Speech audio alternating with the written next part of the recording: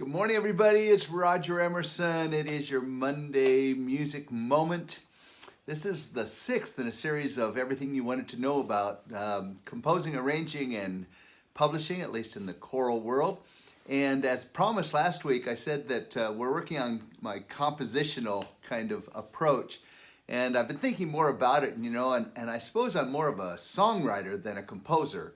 And they may sort of be similar, but I've never really thought of myself as quote-unquote a legitimate composer. But I thought it'd be fun, particularly if you've got kids that are viewing this and students, to see the first song I wrote at the age of 13. Now, one of the things I talked about last week is that, as a songwriter, we are sort of synthesists or synthesizers, where we take in chord progressions we've heard, melodies we've heard, and they all become sort of part of our bag of tricks or our lexicon, so to speak.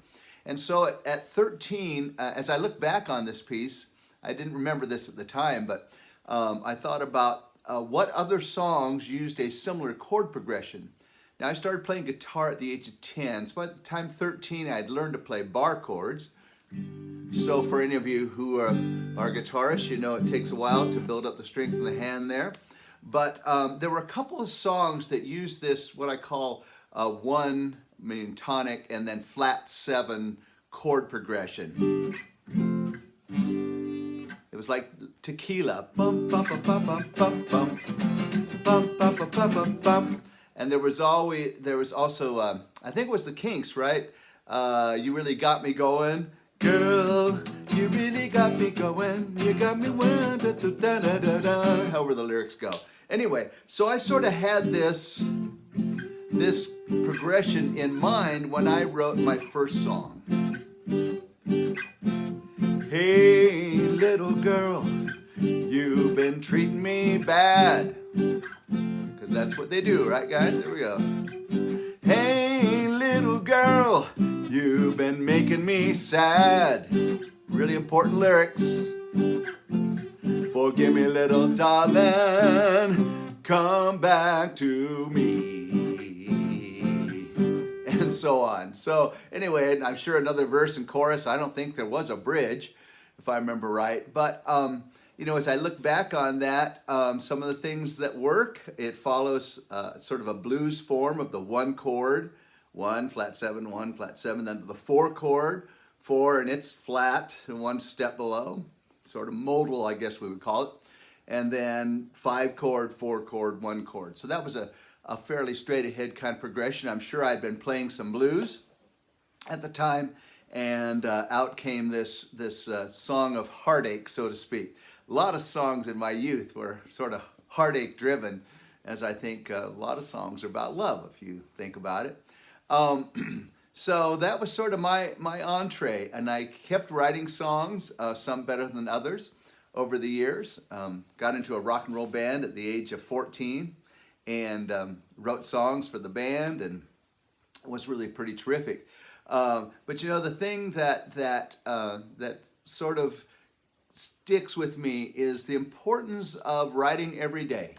There is an old saying that if you write a song a day for 30 days, you're going to end up with at least one good song.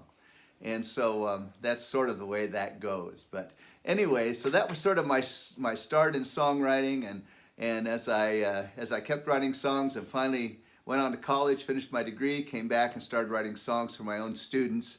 And the rest is sort of history, with songs like First We Must Be Friends and Shoshone Love Song and all those. This sort of all started with Come Back to Me at the age of 13. So anyway, that sort of concludes at least my approach to it. It's pretty organic. It's not real intellectual. It is playing a chordal progression and hearing melodies over the top and hopefully finding great lyrics. And of course, I've had the best success with terrific poems like Shoshone Love Song or my latest Stopping by Woods, Robert Frost.